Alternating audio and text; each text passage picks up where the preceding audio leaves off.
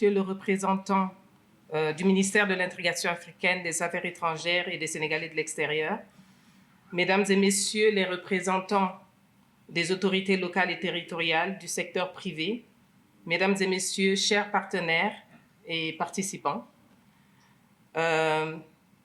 tout d'abord, j'aimerais remercier le gouvernement pour cette invitation, l'invitation au PTF pour cette réunion de préparation de haut niveau de la conférence de l'ONU sur l'eau. Je serai très brève et mon discours est vraiment un appel à l'action parce que les chiffres sont alarmants. D'où nous sommes assis du côté des PTF, nous voyons au niveau régional que le nombre de personnes n'ayant pas accès à l'eau et à l'assainissement risque d'augmenter. Et ceci est un cri de cœur parce que, vu la croissance de la population, vu les changements climatiques, cette combinaison est un peu inquiétante. Donc, nous avons également entendu le secteur privé et nous craignons ce risque de se retrouver dans le cercle vicieux de ce que nous appelons en anglais « build, dilapidate and rebuild », c'est-à-dire construire, déconstruire et reconstruire. Donc, c'est un appel aussi à se pencher de façon très précise sur les questions d'exploitation et de maintenance.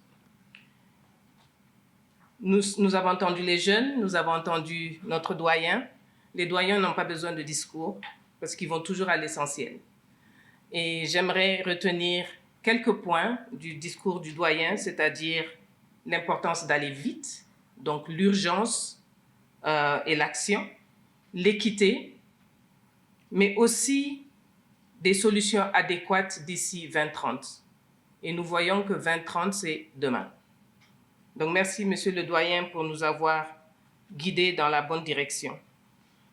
Le Sénégal est un pays champion dans la gestion des ressources hydriques en Afrique de l'Ouest et nous aimerions reconnaître ça d'un point de vue des PTF. Le secteur de l'eau au Sénégal est au cœur des ambitions de développement durable du pays. Il conditionne la sécurité alimentaire, la santé publique et la résilience face au changement climatique. Malgré des progrès notables, notamment en milieu urbain, et c'est là où on vient sur la question d'équité, où les taux d'accès de l'eau potable dépassent 95%, l'ODD6 reste un défi majeur pour tous.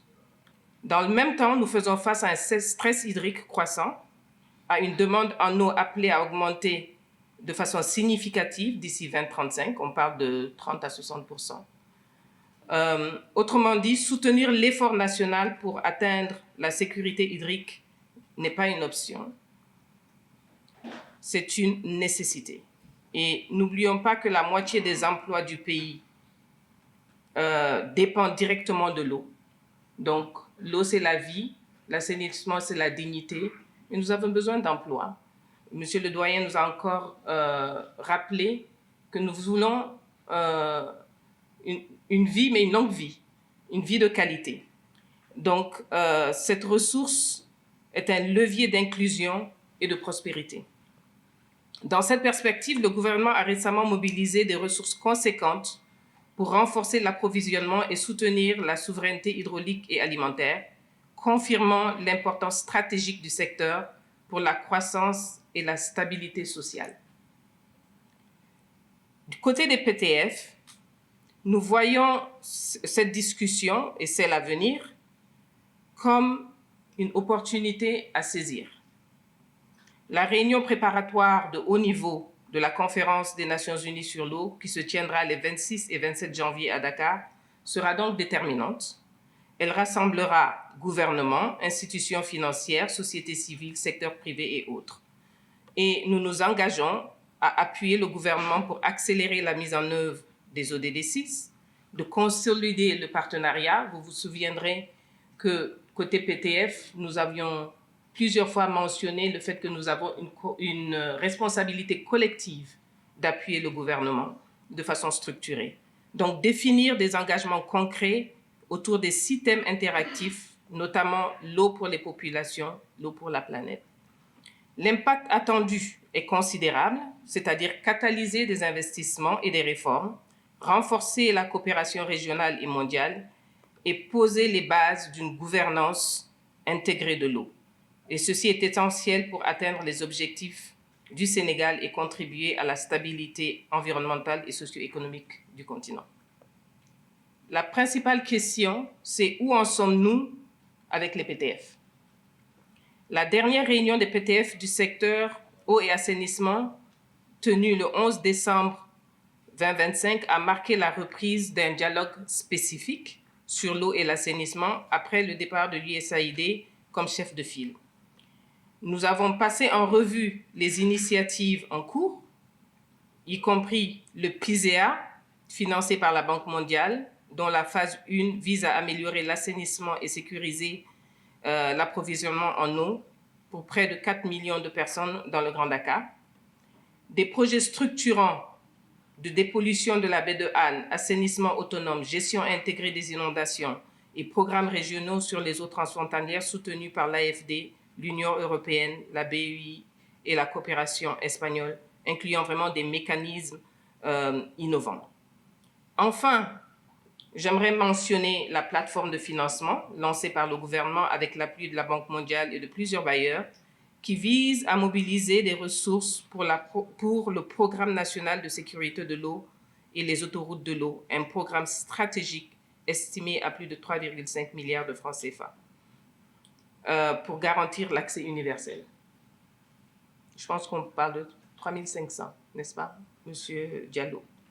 Donc, la stratégie eau du groupe de la Banque mondiale s'articule vraiment autour d'une feuille de route et 3 piliers. L'eau pour les populations, qui vise l'accès universel de l'eau à l'assainissement et à l'hygiène. L'eau pour la sécurité alimentaire, production agricole et moyens de subsistance. Et l'eau pour la planète en termes de réduction des risques et gestion durable des ressources. Pour opérationnaliser cette ambition, le plan de mise en œuvre combine investissement, réformes institutionnelles et partenariats public-privé afin d'accélérer les résultats et mobiliser les financements, y compris privés. Au cœur de ce dispositif, nous pensons Compact, comme plusieurs autres partenaires, c'est-à-dire des accords pilotés par les gouvernements qui fixent des cibles performances et des engagements en matière de politique, de réglementation et de financement pour améliorer la gouvernance.